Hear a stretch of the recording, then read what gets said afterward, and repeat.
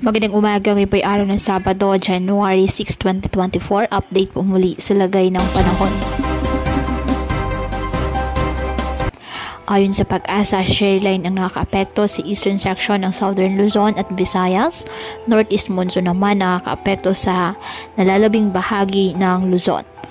Sa ngayon, wala pong bagyo o low pressure area na minomonitor sa loob po ng ating Philippine Area of Responsibility na maaaring makapekto sa ating bansa.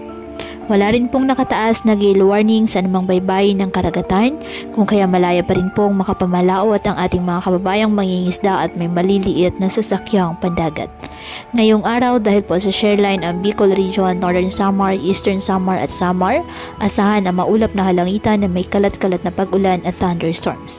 Ang Cagayan Valley, Apayao, Kalinga, Mountain Province, Ifugao, Aurora at Quezon, asahan din po ang maulap na halangitan na may mahihinang pag-ulan dahil pa rin po sa amihan.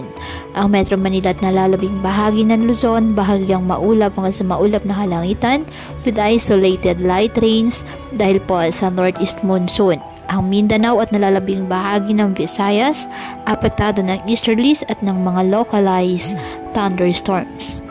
Kaya patuloy po na pinag-iingat ang ating mga kababayan sa banta ng mga pagbaha at pagguho ng lupa at ugaliin na magdala palagi ng payong o kahit anumang panangga sa ulan sa tuwing lalabas ng ating mga tahanan. At yan po muna ang update sa lagay ng panahon ngayong araw. Muli patuloy po tayo na mag-ingat at palaging tandaan, God loves you. Stay safe and God bless.